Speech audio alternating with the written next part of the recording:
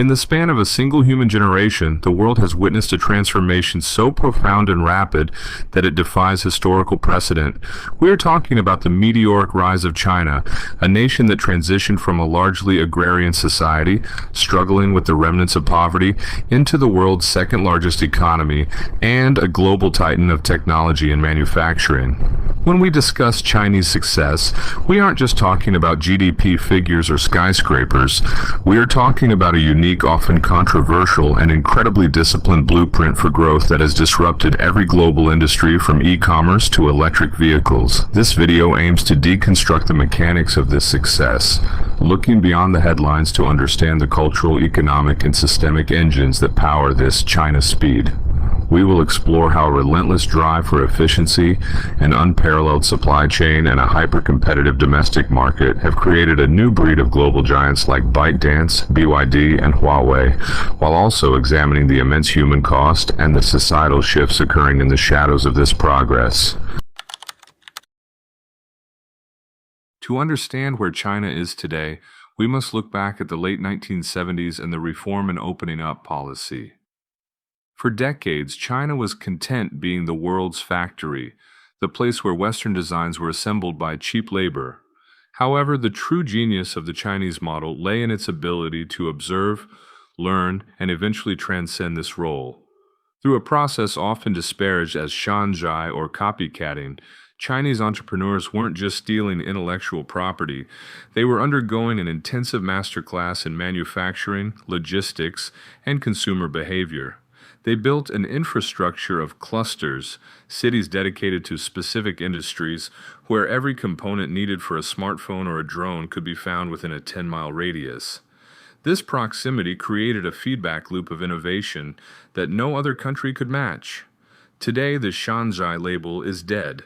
It has been replaced by a sophisticated ecosystem of original innovation, where Chinese companies are no longer following Western trends, but setting them, particularly in areas like 5G, mobile payments, and high-speed rail.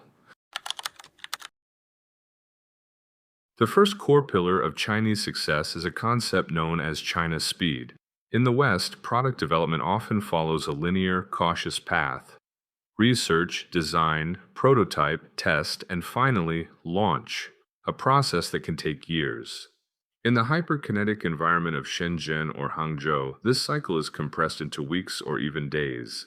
Chinese companies embrace iterative agility, the philosophy of launching a good enough product into the market immediately and then fixing it in real time based on user feedback. This is why apps like WeChat or Douyin, the Chinese TikTok, evolve so much faster than their Western counterparts. They treat the market as a living laboratory. This speed is fueled by a lack of fear regarding failure. If a startup fails, the founders pivot immediately to the next venture, carrying the lessons learned. This culture of failing fast and fixing faster has allowed Chinese firms to dominate emerging sectors where being first to market is the ultimate competitive advantage.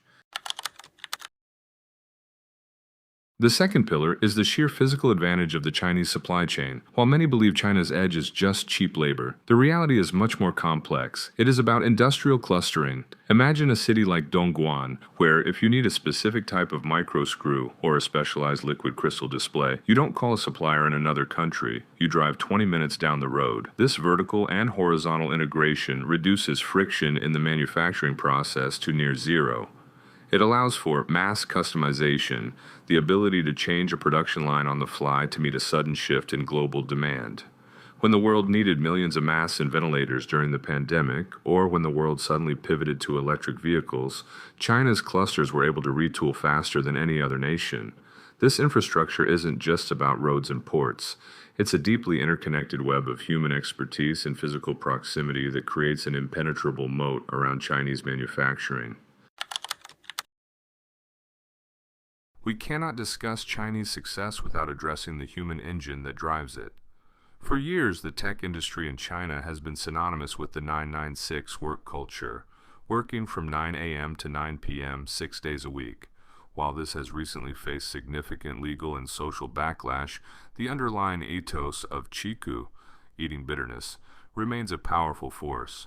This is a culture born from a history of scarcity, and a fierce desire to provide a better life for the next generation. The competition is not just between companies, it is between individuals. This drive is rooted in a meritocratic belief that hard work is the only path to social mobility.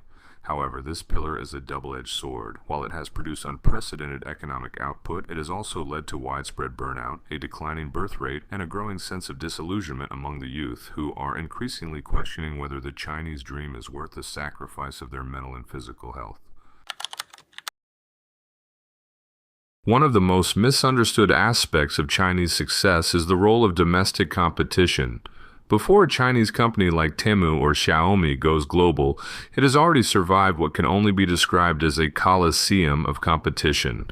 The Chinese domestic market is so vast and so crowded that only the most efficient, most aggressive, and most innovative companies survive. This phenomenon is often referred to as neihuan, or involution, a state where competition is so intense that everyone must work twice as hard just to stay in the same place. However, the byproduct of this brutal environment is the creation of apex predators in the business world.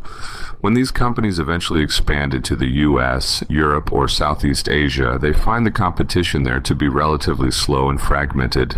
They arrive with leaner operations, better data analytics, and a hunger that Western firms, often comfortable in their domestic monopolies, struggle to match.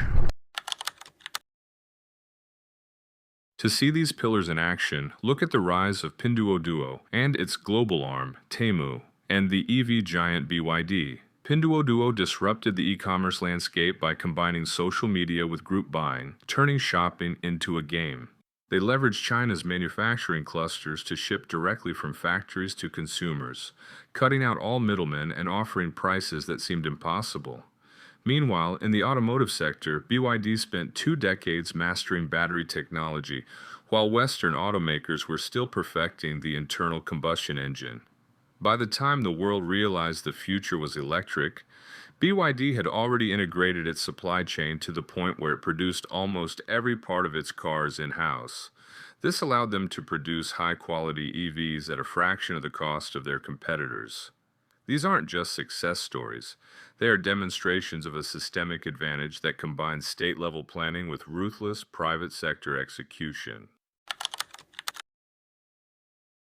However, the path forward for the Chinese model is fraught with unprecedented challenges.